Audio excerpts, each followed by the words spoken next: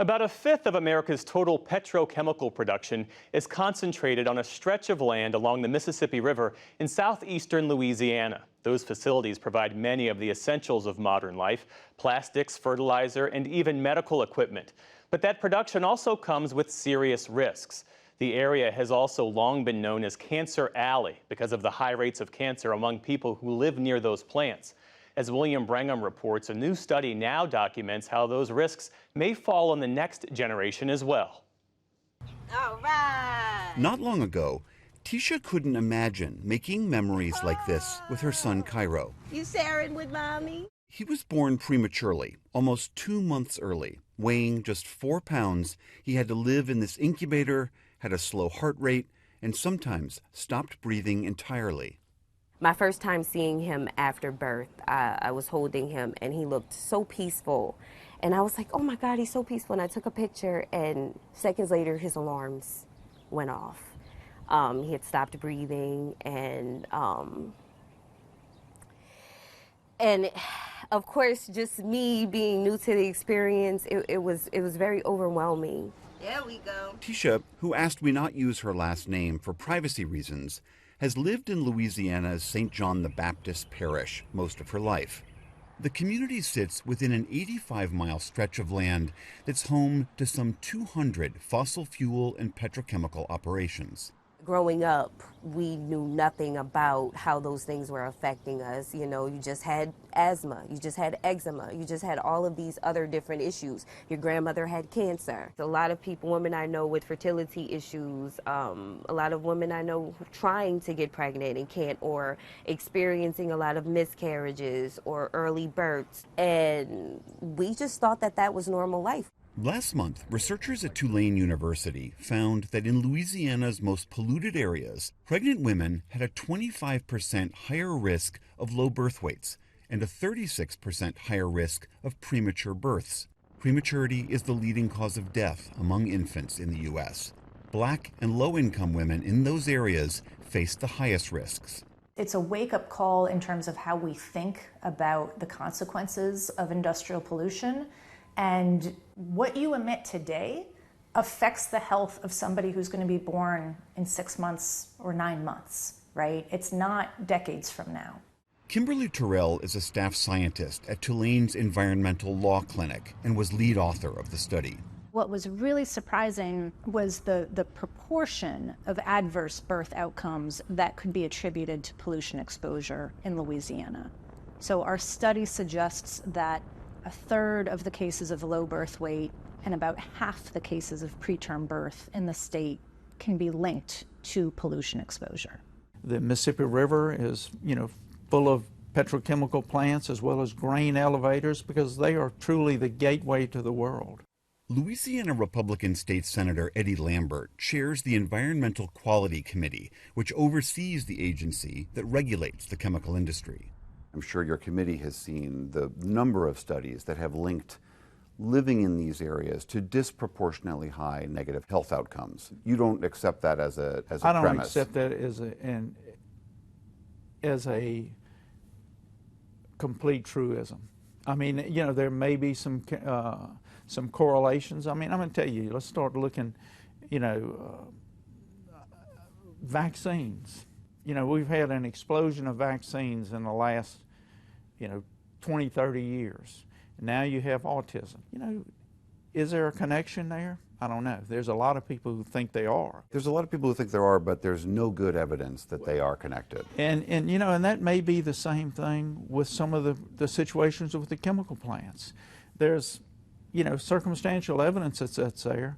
But you know what? Let's really dig down and see what is what is there. He says there are other reasons women in these areas may be experiencing poor birth outcomes. Is it, economically depressed? Their health? What kind of prenatal care are they doing? I mean, there's all kind of factors. But Terrell argues those factors were accounted for in her study, and they aren't exclusive. They are compounding. It doesn't make sense to say, we're just going to ignore pollution and focus on, poverty or healthcare access. If we know pollution is a risk factor, and we absolutely know that pollution is linked to low birth weight and preterm birth across the board, why aren't we addressing that? You think on balance right now, you guys are hitting that correct balance of economic development versus protecting people's health. We could probably be doing a little bit better on both. You know, I would like to see no pollution. That's a perfect scenario. Now, how much of a negative impact there is, I don't know.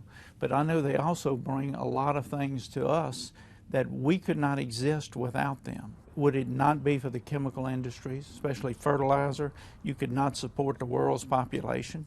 A recent report from Human Rights Watch found that for decades, the Louisiana Department of Environmental Quality, or LDEQ, has repeatedly failed to enforce the minimum standards set by the federal government and to protect the environment and human health. And Terrell says that agency still hasn't acknowledged the racial disparities in who gets exposed to pollution. From 2019 to 2021, the department allowed industrial emissions of pollution that were 7 to 21 times higher in mostly black communities compared to mostly white ones. In an email to the NewsHour, the department declined to comment.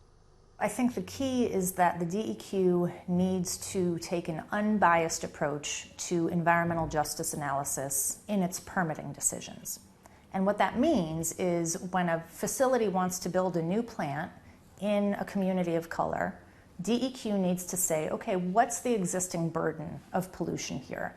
And is this community overburdened? 2 years ago, the Environmental Protection Agency opened up a civil rights investigation looking at whether state regulators here in Louisiana were allowing oil and gas and petrochemical companies to build and pollute in a way that disproportionately harms black communities. In response, Louisiana's then Attorney General and now Governor Jeff Landry sued the EPA, and the agency dropped the investigation. The EPA declined to comment, citing pending litigation. We're going to focus on mitigation with climate change. In Ascension Parish, another community with concentrated petrochemical plants, Ashley Gainyard is counting on a younger generation to enact change. She founded the organization Rural Roots Louisiana to teach kids about environmental issues.